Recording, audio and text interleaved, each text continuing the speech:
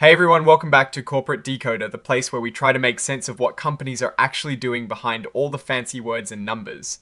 Today we are diving into a filing from Clearfield Incorporated, and let me tell you, it is not about huge financial wins or losses this time. Instead, it's about how they are changing their internal playbook when it comes to shareholder meetings. Clearfield Incorporated, CLFD if you are tracking them on the stock market, has just updated its bylaws. Think of bylaws as the company's internal rulebook.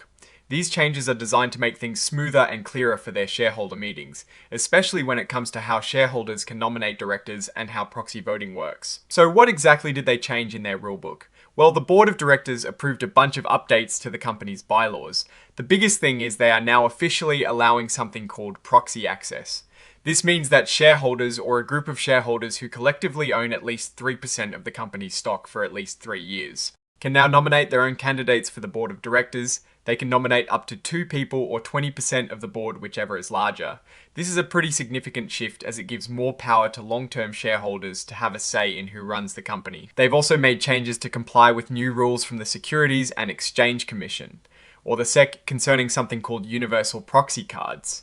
Basically, these rules are all about making sure that when you vote your shares, your proxy card can be used for all the director nominees, whether they are from the company's board or from shareholders. Clearfield is updating their bylaws to make sure they are playing by these new SEC regulations. To make sure everyone is on the same page and following the rules, they've added requirements for shareholders who want to nominate directors. These shareholders will need to confirm that they understand and will follow the universal proxy rules. If the company asks, they'll need to show proof that they are indeed following these rules. This is to avoid confusion and ensure fair play during shareholder votes. Here is a fun little detail. To make it super clear who is sending out what, Clearfield's board has decided that any shareholder who is trying to get votes from other shareholders must use a proxy card that is not white.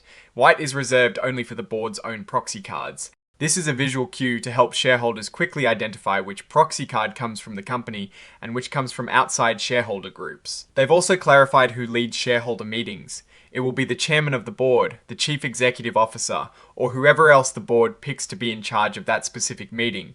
This just ensures there is always clear leadership at these important events. Another key update is about where legal disputes can be settled. For certain internal company matters, any lawsuits will have to be filed in the courts of Minnesota. And for claims related to the Securities Act of 1933, those will exclusively go to the federal district courts in the United States. This is a common practice to streamline legal matters and provide predictability. This whole document is essentially the updated rulebook for Clearfield. It is not about massive financial results this time, but more about how the company governs itself and how shareholders can participate. While there are no direct financial tables to deep dive into for this specific filing, that is not the focus here. The implications for shareholders are real. Changes like proxy access can ultimately influence good governance and long-term value creation. When shareholders have a clearer path to nominate directors who might have different ideas or a stronger focus on specific areas, it can lead to better oversight and potentially better performance down the line. So, what is my take on this? Clearfield Incorporated is proactively adapting its governance structure. Granting shareholders proxy access is a positive step towards more democratic corporate governance.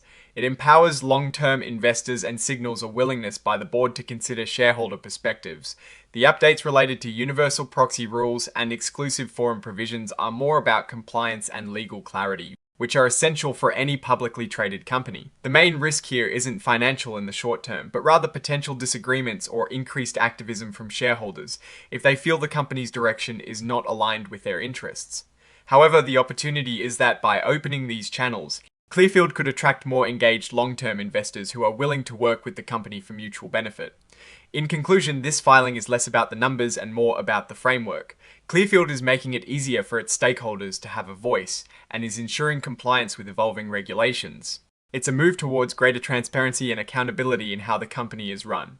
Alright, that is our breakdown of Clearfield's latest filing. What do you think about these changes to their company rulebook? Do you think proxy access is a good thing for shareholders? Drop your thoughts in the comments below. If you found this analysis valuable, hitting that like button really helps, and subscribe for more deep dives into corporate filings. Don't forget to check out our Discord community linked in the description below for more discussions and insights. Thanks for watching, and we'll see you next time.